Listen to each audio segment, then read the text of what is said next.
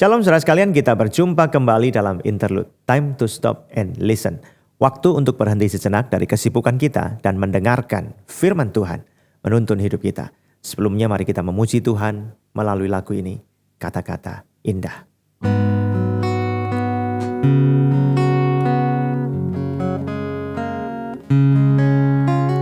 Terdalamnya hatiku, Engkau pasti tahu segala angan dan pengharapanku, ku serahkan dalam tangan-Mu. Oh, terdalamnya isi hatimu tak dapat terselami, namun selalu ku renungkan setiap firman-Mu, memuji-Mu, menyembah-Mu. Tak cukup hanya dengan kata-kata indah, mengiring-Mu, lakukan perintah-Mu. Itulah yang berkenan di hati-Mu, memuji-Mu, menyembah-Mu. Tak cukup hanya dengan kata-kata indah, mengiring-Mu, lakukan perintah-Mu. Itulah yang berkenan di hati-Mu. Itulah yang berkenan di hati-Mu.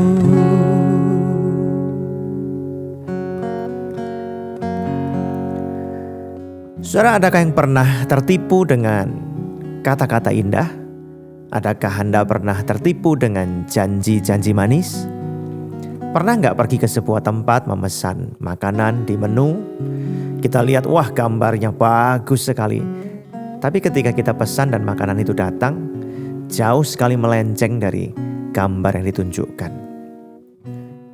Ada banyak orang kecewa, tertipu dengan kata-kata indah dan janji-janji manis, baik berupa kata-kata atau gambar.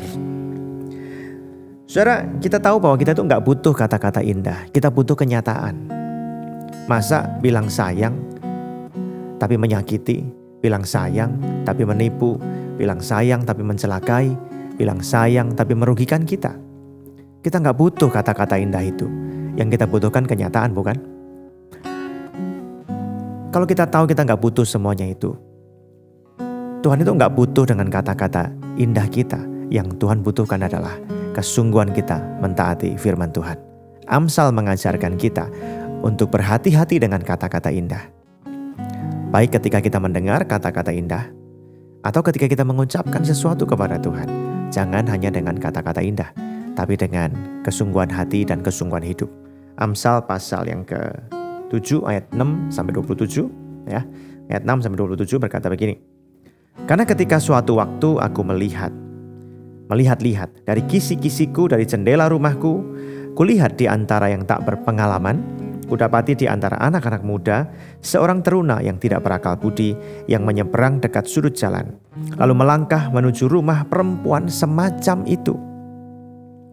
Pada waktu senja, pada petang hari, di malam yang gelap, maka datanglah menyongsong dia seorang perempuan berpakaian sundal dengan hati licik.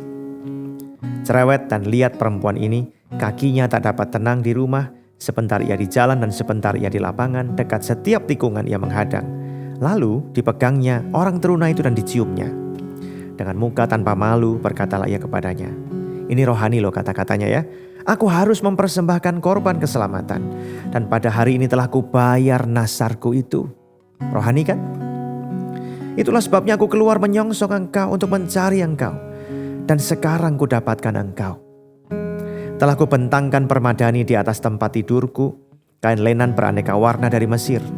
Pembaringanku telah kutaburi dengan mur, kaharu, dan kayu manis.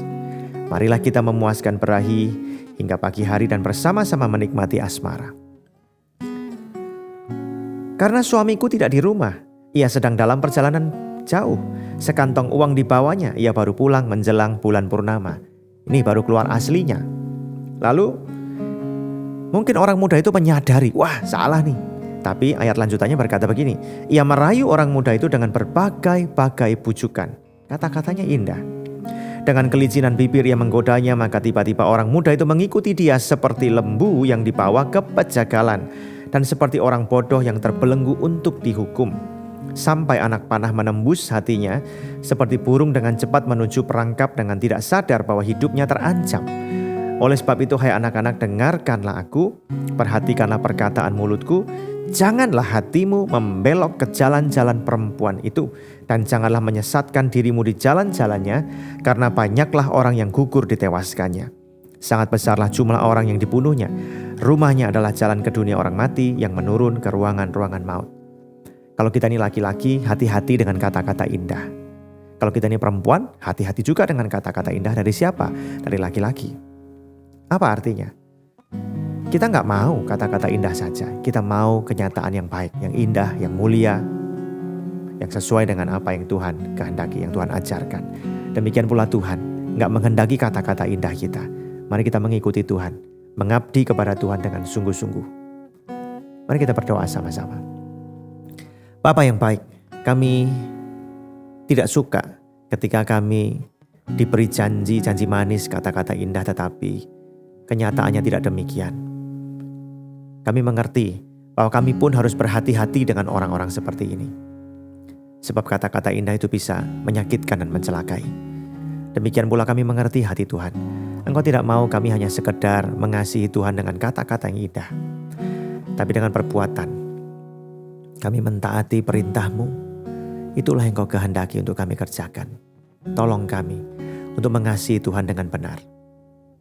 Bukan dengan kata-kata, tapi dengan perbuatan kami yang memuliakan nama-Mu. Pimpin kami, dengar doa kami Bapa.